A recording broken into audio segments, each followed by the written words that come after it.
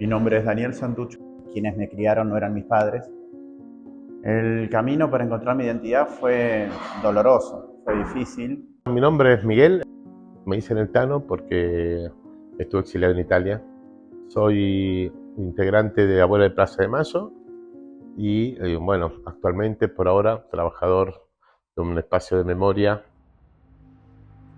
Con 21 años ser consciente que había nacido en la dictadura, que quien quería a mi padre había sido policía de la provincia de Buenos Aires y estaba comprobado, ¿no?, la complicidad de la policía con los militares. El pedir una explicación a quien quería a mi papá y que lo negara. Encontrar un acta de nacimiento que decía que él era mi papá. Que me hayan anotado un 24 de marzo eran factores que también me hacían dudar. Y fue vivir con eso, ¿no?, con ese miedo a descubrir la verdad y con culpa. Yo más de una vez me planteé qué pasaría si yo me acercaba a Abuelas de Plaza de Mayo, si pedía ayuda.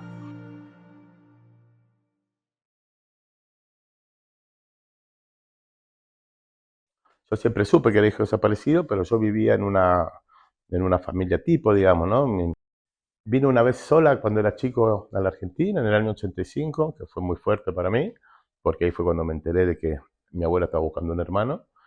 Pero en líneas generales, yo siento que lo que más me pesó es saber que tenía otra vida, otra historia en un país muy lejano. Yo me enteré que podía tener un hermano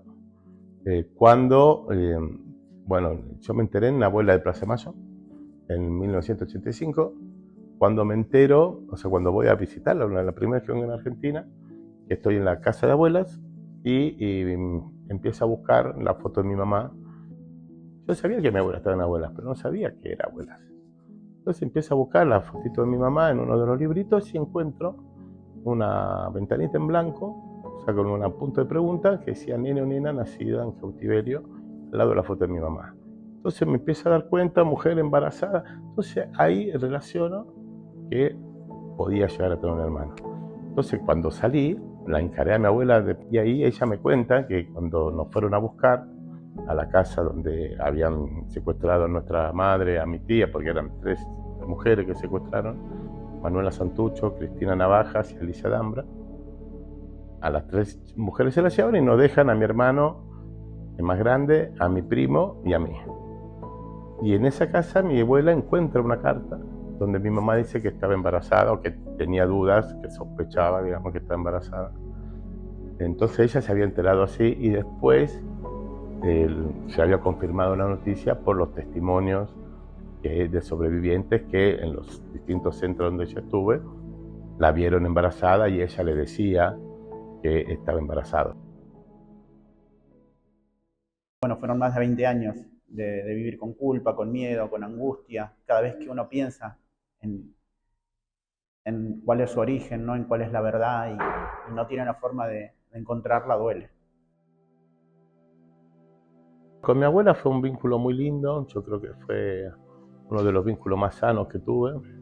Ella la verdad que fue, o sea, venía a visitarnos cuando podía hacer esas escapadas, entonces yo la conocí como la abuela argentina. Después, cuando pude venir a la Argentina, cuando me instalé, yo tenía 17 años, era adolescente, me fui a vivir a su casa y fue todo un montón, digamos. El sacarme a abuelas fue un paso muy importante. Creo que el segundo, ¿no? El primero fue poder enfrentar a mi apropiador, exigirle la verdad.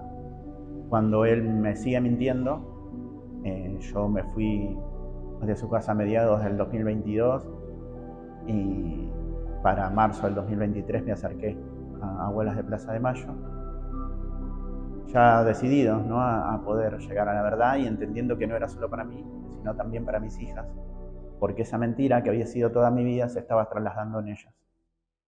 Desde abuelas recibimos denuncias o dudas. A partir de eso, de esa información, se investiga si son indicios, si hay dudas, y se trata de confirmar que realmente esas personas pueden ser hijos o hijas de desaparecidos. De esa manera, digamos, cuando hay una cierta, digamos, posibilidad real de que sean, se le manda toda la información para que el Estado, la Comisión Nacional por la Identidad, autorice un estudio genético. Cuando se comunican desde el CONADI conmigo y me dan la fecha del 28 de abril del 2023 para ir a hacerme el estudio, me iban a sacar una muestra de sangre, que esa muestra de sangre se iba a comparar con el banco de datos de las familias que habían dejado su muestra también buscando a un nieto o una nieta. Y con esa carga, ¿no? Con esa carga de ansiedad, de emoción, es que yo me acerqué y me dicen que el resultado iba a tardar 3 meses más o menos. Y nada, que me quedara tranquilo, que me iban a avisar. Ya diera positivo o negativo, se iban a comunicar conmigo. Las sensaciones fue de dar un gran paso, ¿no? Yo lo que necesitaba era la verdad. Ahí estaba lo que llamaban la parrilla, donde ponían los compañeros, donde se le aplicaba la picana eléctrica, o sea, el lugar físico de tortura, estaba en ese lugar. Lo que yo hacía o lo que yo hago para tratar de buscar, además de organizar actividades, además de promocionar lo que fuere, es contar la búsqueda, contar qué estoy haciendo, por qué estaba buscando un hermano, por qué faltan 300 hermanos por encontrar, 300 nietos y nietas. Y el tema que es doloroso. Vos imaginate que ir a dar una charla en un colegio, ir a una radio, contestar, ¿viste? Estás todo el tiempo removiendo una herida abierta. Por suerte en Abuela somos un colectivo, nos apoyamos mucho, para mí es una gran familia y es imposible imaginarse sostener una búsqueda como esta en forma individual o solitaria. Por eso siempre digo, ¿no? Es necesario siempre tener esa empatía y esa relación afectiva para poder sostener algo así. Yo me considero casi una sobreviviente de un genocidio. O sea, a mí me podrían haber robado como robaron a muchos chicos de mi edad cuando hicieron el operativo y podría no saber quién soy, podría estar viviendo en una casa de militares como le pasó a mi hermano. Dentro de la desgracia tuve la suerte que no me pasó. Que me habían hackeado el celu unos días antes que estuviera el resultado. Entonces tuve que cambiar el número, el mail y no hice tiempo de avisar. Entonces del CONADI se querían comunicar conmigo, pero no había forma. Es ahí que un integrante del CONADI, su nombre es Manuel Goncalves Granadas, él es un nieto también de Abuelas de Plaza de Mayo, se ofreció a buscarme personalmente. Fue el último domicilio que tenía, que era mi trabajo, un mayorista. Y bueno, cuando llega Manuel, me busca y cuando me ve, se acerca y me saluda, me dice: hola Dani. Hola, le digo yo pensando que era un cliente y me dice: vengo por un trámite que hiciste. Y yo no entendía de qué me hablaba. Le pido disculpas, le digo que estaba ocupado, que estaba atendiendo a unos clientes, que cuando terminaba hablábamos. Hice esperar 10-15 minutos, salió afuera, estaba en la playa de estacionamiento. Y cuando me acerco me dice: yo vengo del CONADI. No me quería morir, digo, ¿cómo lo voy a esperar? Le pido disculpas, me dice: tranqui, no pasa nada, pero necesito hablar con vos. Y digo: mira, yo ya termino de trabajar. Me dice: bueno, entonces te espero en la estación de servicio que está enfrente, tomamos un café y charlamos. Cuando me acerco, me cuenta todo el trabajo que le de encontrarme, pero me dice que no me podía dar la noticia ahí, que tenía que acompañarlo hasta Capital Federal, hasta las oficinas del CONADI. Y yo le digo que no podía. Me dice: ¿cómo no podés? Digo: no puedo porque hoy es el cumple de mi nena. Entonces le pedí por favor que me esperara hasta el día siguiente. No le queda otra que decirme que sí. Yo esa noche no pude dormir de la ansiedad. Obviamente entendía que si me fueron a buscar es porque había dado positivo, pero el no saber con qué iba a encontrarme, si iba a haber alguien o no, no me dejó dormir. Cuando me presento en las oficinas del CONADI, temprano en la mañana, me recibe Manuel, me recibe Claudia, la hija de Estela de Carlotto, la presidenta de Abuelas de Plaza de Mayo. Y entre los dos me dan la noticia.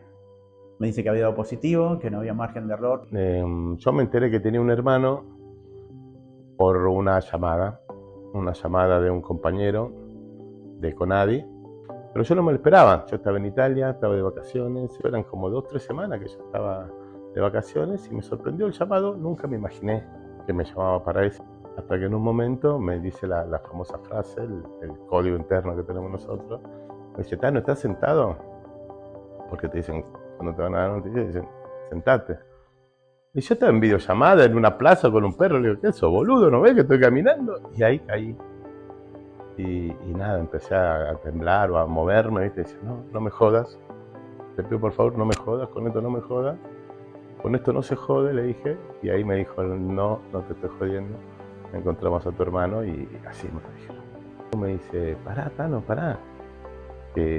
quédate quieto, que tu hermano está acá al lado mío y te quiere ver. 20 segundos antes no sabía que tenía un hermano, o sea, no lo conocía, no tenía la certeza y de repente lo estaba viendo, tenía que hablar con él. Me dice que mi apellido era Santucho y después de esto me empiezan a mostrar fotos. Primero fue la foto de mamá, Cristina Navajas, que fue secuestrada en julio del 76 con 2 meses de embarazo, que pasó por diferentes centros clandestinos hasta el último, que fue el Pozo de Banfield, que está desaparecida, que en ese lugar es que yo nací. Después me muestran una foto de mi abuela, Lelida Navajas, integrante de Abuelas de Plaza de Mayo por muchos años, que me buscó por muchos años, hasta el 2012, que fue cuando falleció. Después siguió la foto de papá, Julio Santucho, que está vivo y que tengo 3 hermanos, Camilo, Miguel y Florencia. Marito, muy bien.